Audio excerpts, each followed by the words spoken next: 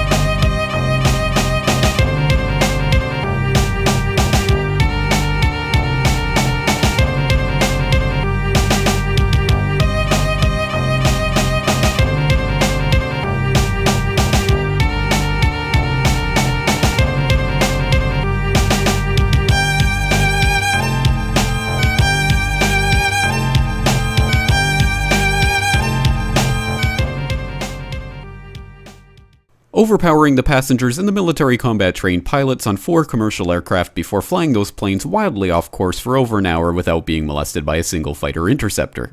These 19 hijackers, devout religious fundamentalists who like to drink alcohol, snort cocaine, and live with pink-haired strippers, managed to knock down 3 buildings with 2 planes in New York.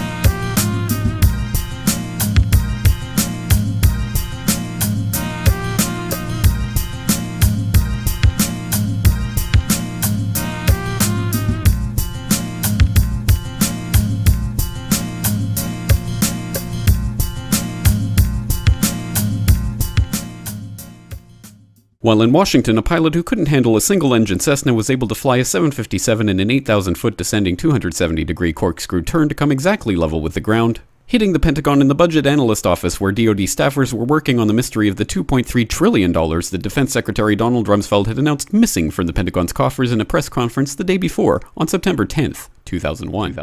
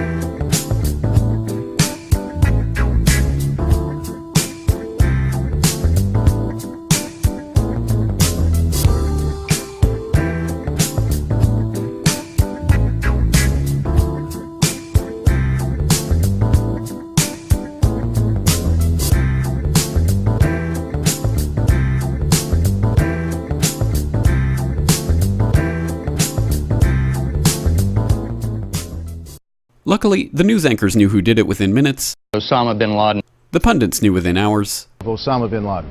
The administration knew within the day. Terrorists who committed these acts and those who harbored them.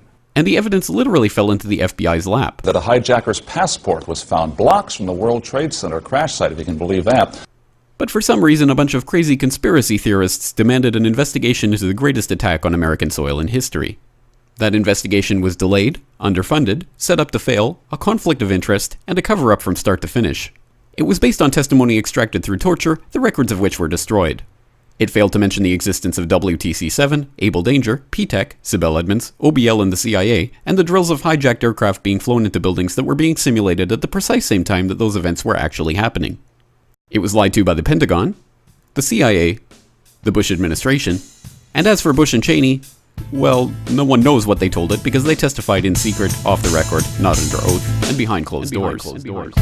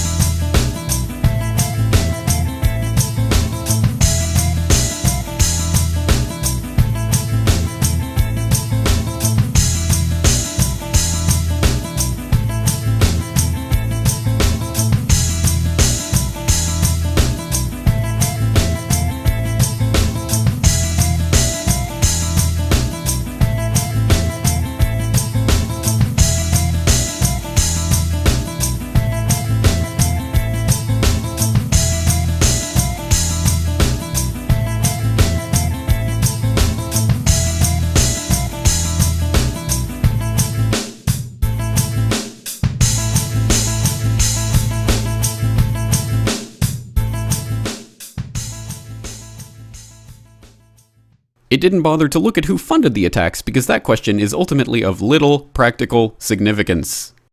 Still, the 9/11 Commission did brilliantly answering all of the questions the public had, except most of the victims' family members' questions, and pinned blame on all the people responsible, although no one so much as lost their job, determining the attacks were failure of imagination. Because Nobody in our government, at least, and I don't think the prior government that could envision flying airplanes into buildings.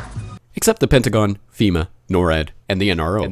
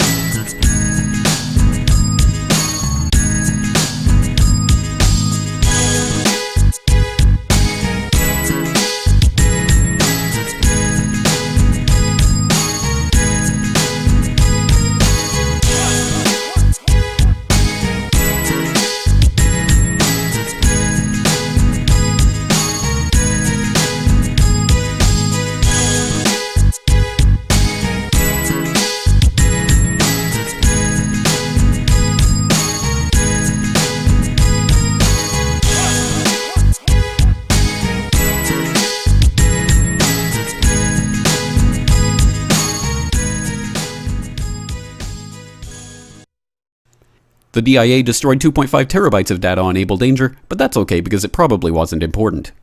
The SEC destroyed their records on the investigation into the insider trading before the attacks, but that's okay because destroying the records of the largest investigation in SEC history is just part of routine record keeping. NIST has classified the data that they used for their model of WTC7's collapse, but that's okay because knowing how they made their model of the collapse would jeopardize public safety. The FBI has argued that all material related to their investigation of 9/11 should be kept secret from the public, but that's okay because the FBI probably has nothing to hide.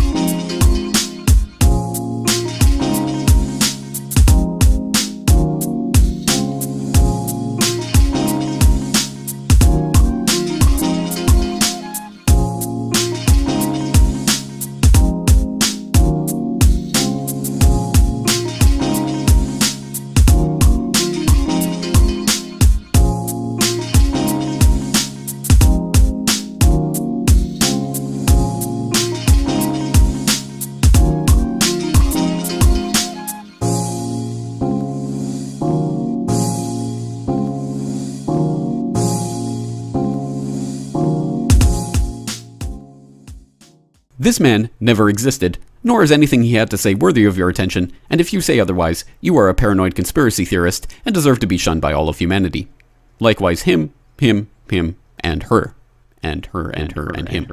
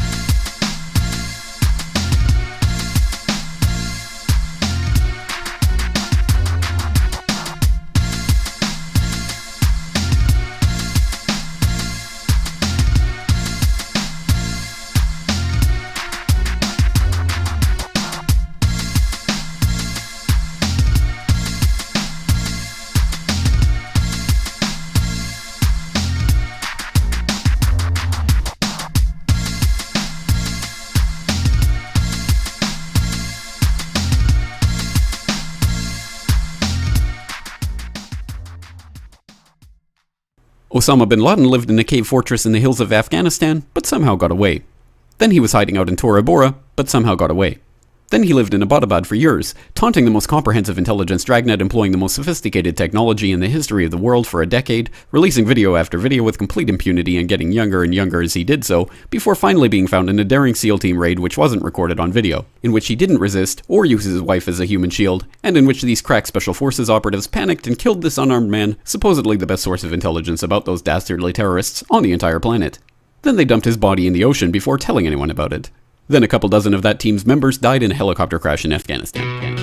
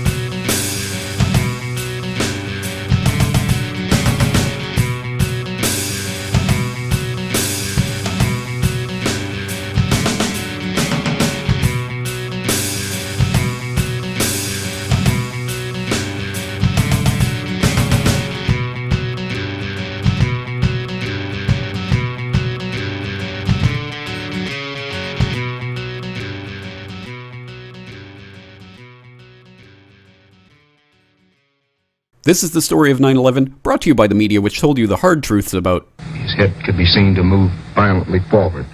And... They took the babies out of the incubators. And... Mobile production facilities. And... The rescue of Jessica Lynch. If you have any questions about this story, you are a batshit, paranoid, tinfoil, dog-abusing baby hater, and will be reviled by everyone. These past few days, things have changed.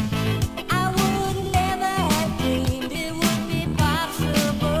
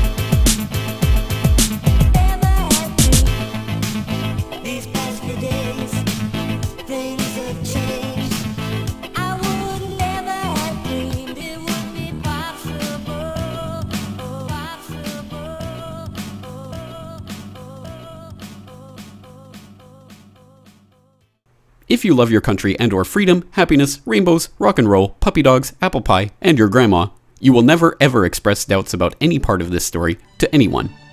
Ever. This has been a public service announcement by the Friends of the FBI, CIA, NSA, DIA, SEC, MSM, White House, NIST, and the 9/11 Commission. Because ignorance is strength.